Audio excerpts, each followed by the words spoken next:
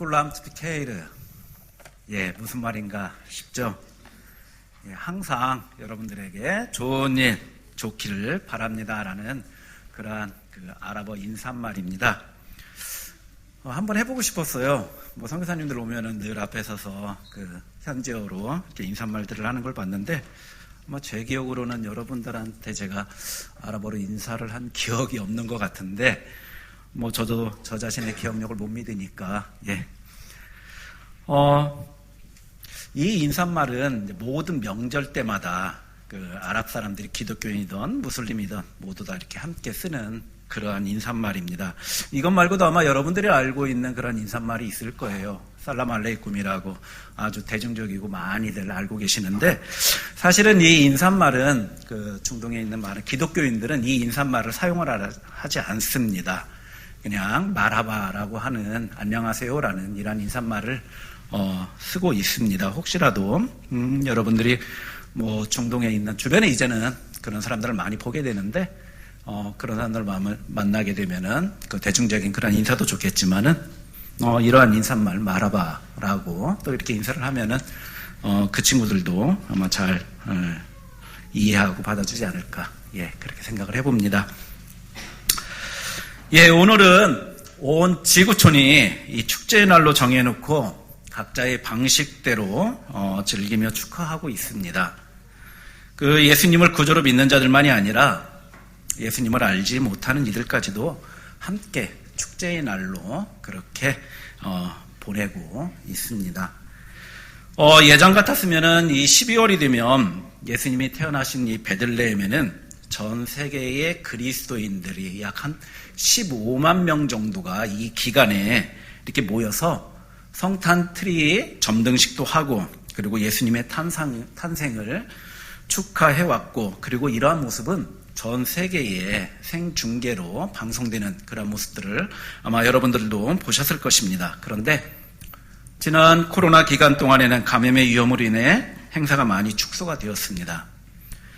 그리고 이제 코로나가 끝나고 일상으로 돌아왔지만, 올해에는 이스라엘과 이 하마스의 전쟁으로 인해 모든 행사들이 축소가 되거나 또는 취소가 되었습니다. 오늘 아침에 오면서 뉴스를 잠깐 들었는데, 어제 밤 사이에만도 70여 명의 사망자가 나왔다라는 그런 뉴스를 들을 수 있었습니다.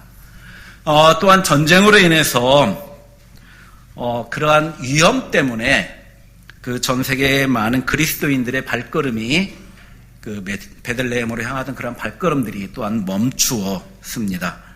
그래서 예전과 같은 그런 화려한 성탄 트리 장식이나 수많은 군중이 성탄절을 축하하는 그러한 모습을 볼 수가 없습니다. 현재 베들레헴의 종교 지도자들은 자체적으로 이 성탄절 행사를 취소 또는 많이 축소하고 그렇게 어제 오늘 그런 시간들을 보내고 있다고 합니다. 그리고 이러한 영향은 주변 국가들에게도 영향을 미쳤는데요. 요르단의 경우 모든 성탄 관련 행사가 다 취소가 되었고, 그리고 외부 성탄 장식들도 하지 않는 그러한 분위기라고 합니다. 그 이유는 잘 아시는 대로 이러한 전쟁이 주된 이유이고, 그리고 이미 11월 달에 한 달 전에 요르단의 교회 협의회에서는 모든 행사를 취소할 것을 결의를 했고요. 그리고 요르단 왕국 역시 성탄절 축하 행사를 취소할 것을 그렇게 촉구하였습니다. 요르단은 인구의 70%가 이 팔레스타인 배경을 가지고 있습니다. 때문에 지금 전쟁으로 인해 고통받고 있는, 그리고 희생당한 이 동족의 아픔에 대해 함께 애도하자는 그러한 의미들을 담고 있다고 볼 수 있습니다.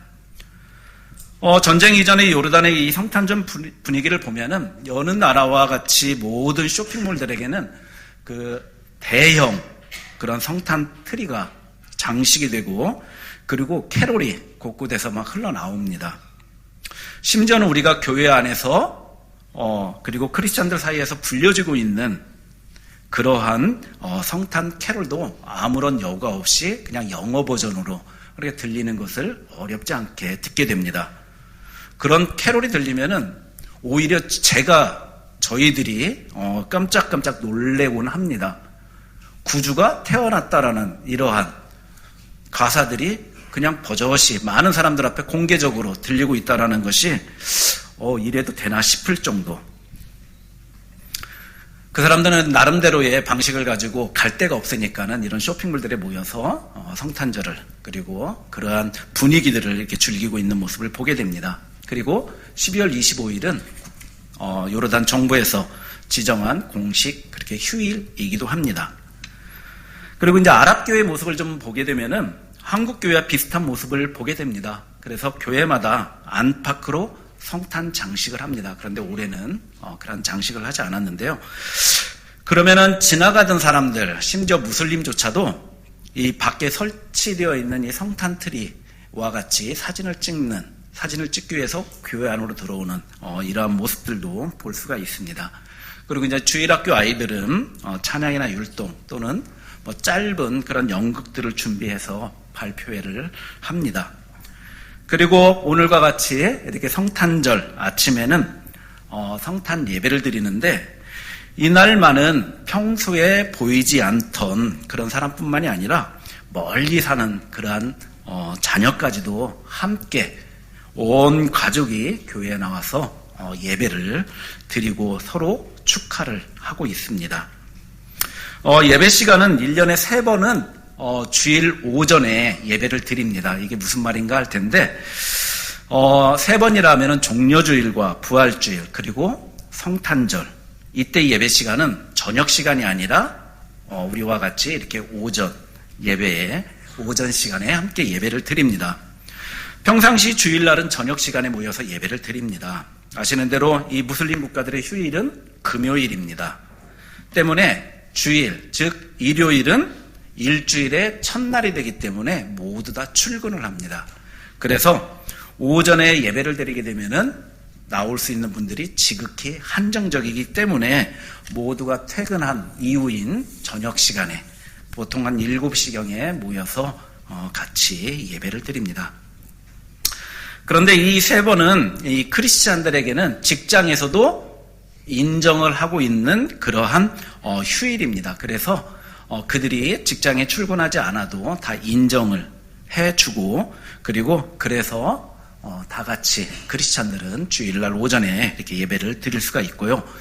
그리고 이 사람들이 이 3번의 이 절기 때 준비하는 모습을 보게 되면은 어른이나 아이 할 것 없이 남자들이야 이제 기본적으로 정장을 입고 양복을 입지만은 여성분들 또 어린아이들을 보게 되면은 정말로 화려한 그러한 어디 파티에 갈 때 입을 정도의 그 정도까지는 아니더라도 아주 화려한 그러한 옷들, 드레스, 그리고 머리를 우리는 이렇게 여성분들이 머리를 이렇게 위로 틀어 올리는 경우들이 참 많지는 않은데 지금은 머리를 다들 아침 시간에 미장원에 가서 머리들을 다 이렇게 올리고 예배에 나옵니다. 정말로 최선을 다해서 준비된 모습으로 그들이 교회에 모입니다. 그런데 조금 아쉬운 것은 너무 치장하는 데에 신경을 쓰다 보니까 예배 시간에 좀 늦어요. 한 15분, 20분 정도. 그러면 교회는 또 15분, 20분쯤 기다렸다가 시작을 하고 이 일들이 계속적으로 반복이 되는 것 같습니다. 그리고 이제 정부에서는 이 3번의 이 절기 때는 이 무장한 장갑차 그리고 경찰 병력을 교회 앞에다가 이렇게 배치를 해줍니다. 그래서 이제 그들 사이로 통과해서 교회를 들어가려면은 참 눈치가 많이 보여. 이래도 되는 건가 싶을 정도로 괜히 위화감도 들고 그런데 이렇게 하는 이유들은 혹시 있을지 모르는 그 만약에 어떤 불상사를 대비하기 위한 그러한 조치들이고요. 그리고 아무래도 이슬람 국가에서 소수의 이 기독교인들이 그들에 대한 아주 작은 그러한 배려이기도 하고 또한 함께 상생하는 그러한 길이라고 생각을 합니다. 지금 지구촌은 12월 25일 이 오늘을 축제의 날로 정해놓고 그 하나님의 구원의 은총을 노래하며 많이들 찬양을 하고 있습니다. 물론 이와는 상관없이 그저 즐기고 또한 축제의 날로 즐기는 그러한 사람들도 많이 있습니다. 하지만 이와 같이 온 세상이 한 사람의 출생을 노래하는 것은 예수님의 탄생밖에 없을 것입니다. 그렇다고 모든 인류가 예수님의 이 땅 가운데 오심을 온전히 알고 찬양한다는 것은 결코 아님을 또한 우리는 잘 알고 있습니다. 하지만 예수 그리스도의 오심이 온 인류의 축제로 진행되는 일에 있어서는 우리가 정말로 즐거워하고 또한 기뻐해야 할 그러한 일이라고 생각합니다. 오늘 우리가 본 이 본문은 베들레헴 들판에서 목자들이 그 낮에 뜨거운 태양과 싸우며 양들을 치고, 그리고 이제 밤이 되어 자신들도 쉬고 양떼들을 들로부터 이렇게 지키고 있는 그러한 장면으로부터 시작이 되고 있습니다. 우리가 지금은 12월 25일 이 계절적으로 겨울철의 성탄절을 지키고 있습니다. 하지만 오늘 이 본문의 내용과 그리고 이스라엘 현지의 그 계절적인 이 어떤 특징들을 볼 때 예수님의 탄생한 시기는 지금과 같이 겨울철은 아니지 않았을까라고 생각을 해볼 수가 있습니다. 이스라엘이나 또는 중동 지역은 10월이나 아니면 11월에 첫 비가 오면서부터 겨울이 시작이 됩니다. 이제 이것은 성경에서 이른비라고 그렇게 이야기를 하고 있는데요. 이 겨울철에는 비가 제법 많이 옵니다. 그래서 이제 우기철로 겨울을 보내게 되는데요. 그리고 이제 해가 떨어지게 되면은 기온이 아주 급강하를 합니다. 그러나 낮 시간에는 그래도 비교적 따스한 그런 날씨를 유지하는 경우가 많이 있습니다. 때문에 목자들이 이 겨울철에 목축을 할 경우에는 양들을 오늘 본문과 같이 방목을 하거나 아니면 들판에서 함께 이렇게 지내지를 않습니다. 비교적 이른 시간에 겨울철이면 해가 빨리 떨어지죠. 그렇기 때문에 해 지기 전에 모두들 집으로 돌아갑니다. 때문에 오늘 이 본문의 시기는 정확하게 언제인지는 모르지만은 아마도 우기철이 시작되기 전이지 않을까라고 그렇게 생각을 해보게 됩니다. 이런 부분에 대해서는 많은 역사학자들도 이야기하고 있는 부분인 것으로 알고 있습니다. 정말로 매우 칠흑 같은 어둠이 내려앉은 무엇 하나 제대로 구분하기 힘든 그러한 들판에 갑자기 주의 사자가 목자들의 곁에 서 있고, 그러는 가운데 목자들을 두루 비치는 빛이 비치게 됩니다.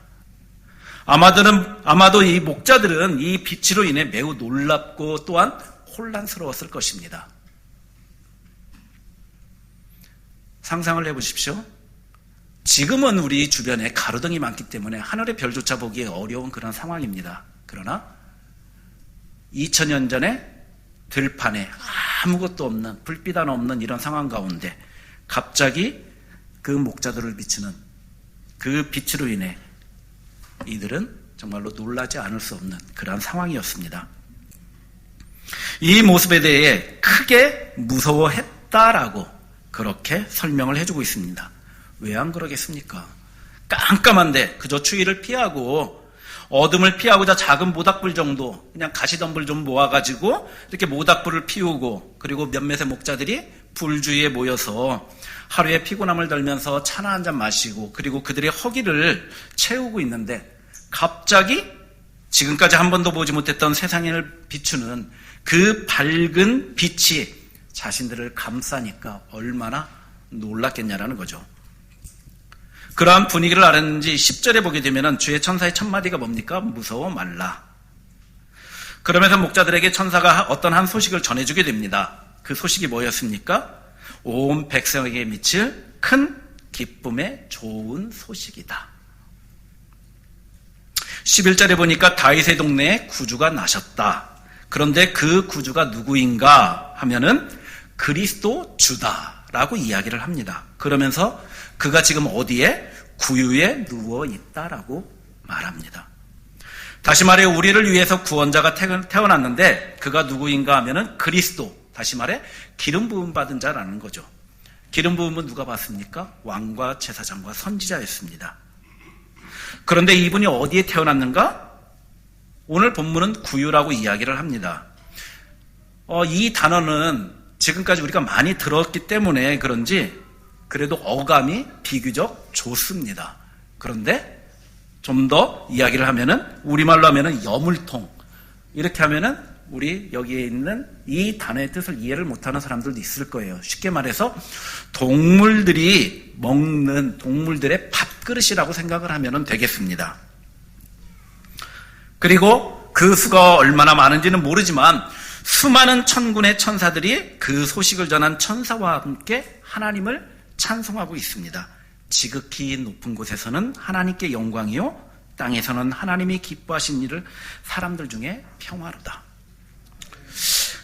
우리가 이 본문을 이해하고 또 알기 위해서는 우리가 한 가지를 더 생각해보고 넘어야 할 것이 있는데, 먼저 9절입니다. 주의 사자가 곁에 서고 주의 영광이 그들을 두루 비침해 크게 무서워하는지라.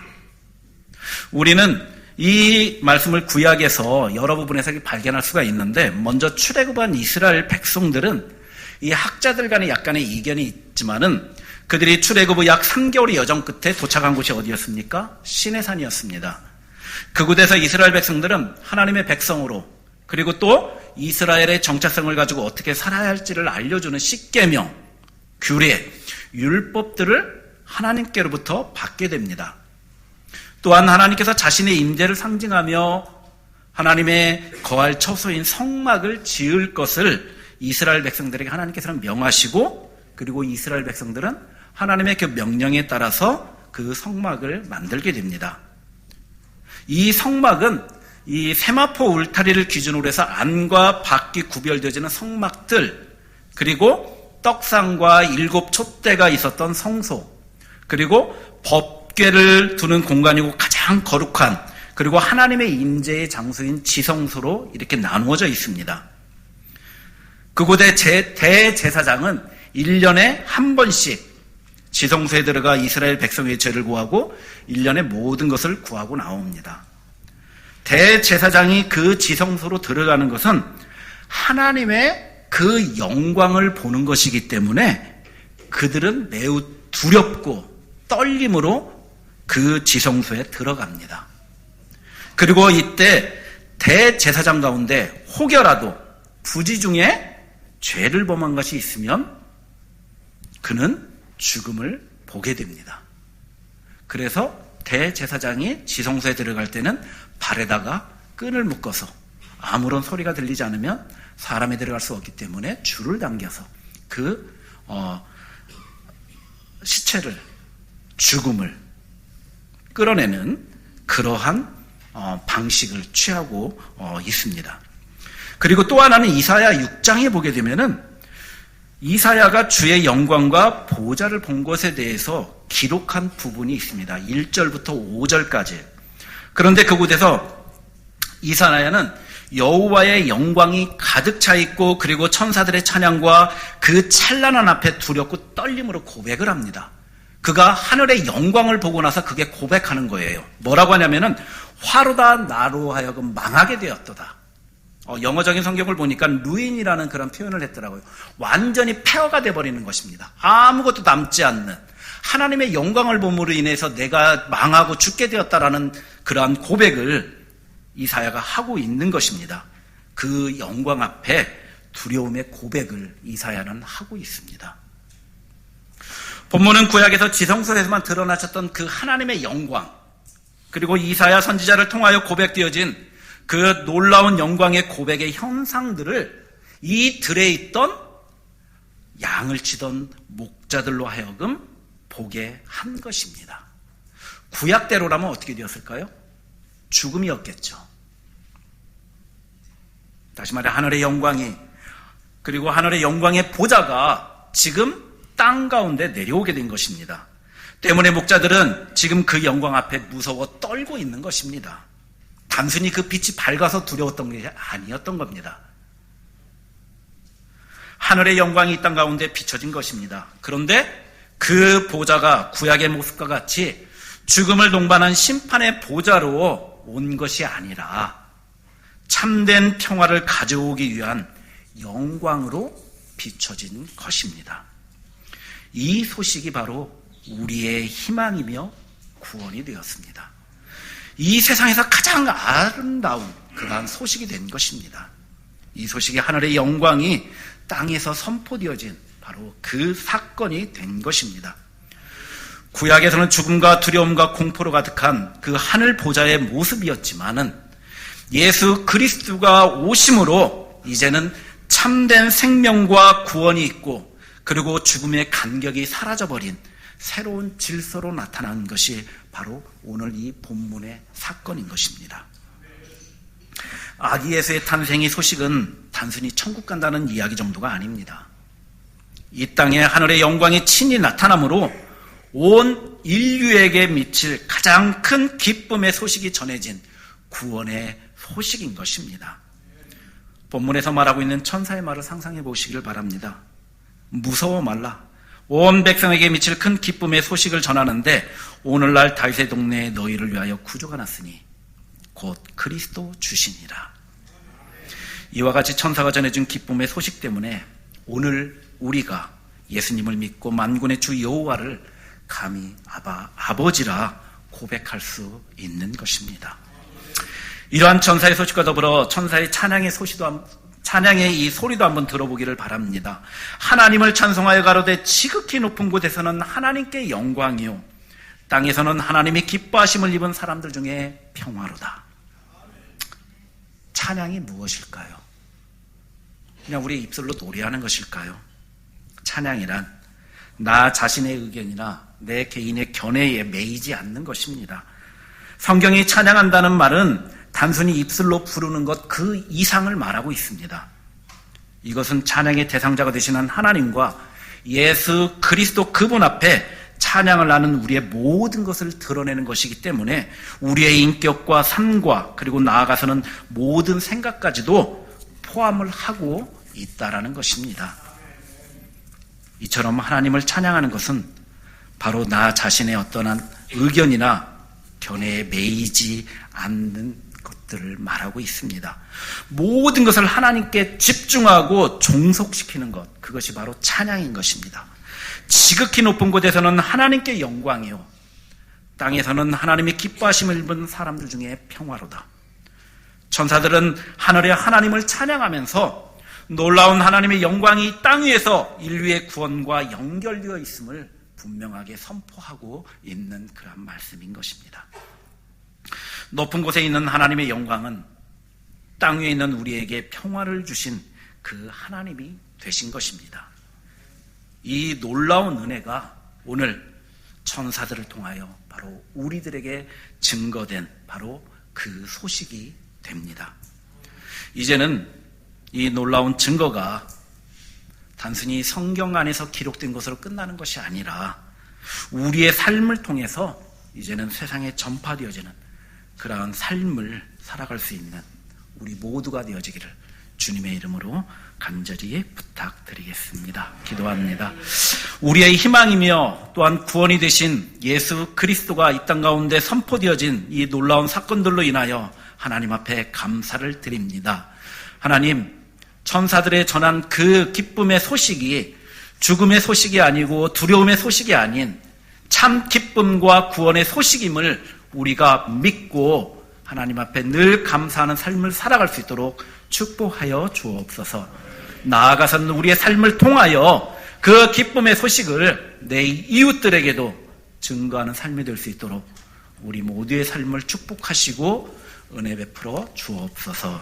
감사드리며 거룩하신 예수 그리스도의 이름으로 기도드립니다. 아멘.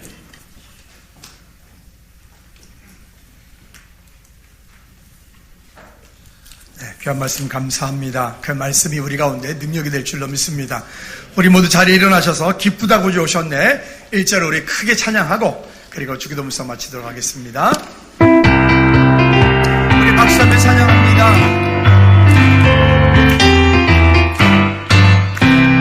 길보다 구주 한 백성 맞으라 온교의 연하에 일어나 나 찬양하여라 나 찬양하여라 한 번 더 기쁘다 구주 오셨네.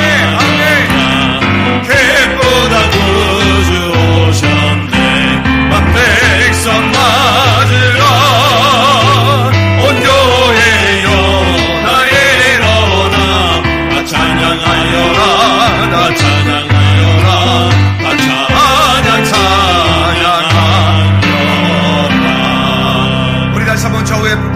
축복합니다. 메리 크리스마스. 메리 크리스마스. 아멘, 아멘. 우리 손 높이 들고 주기도문서 찬양 마칩니다.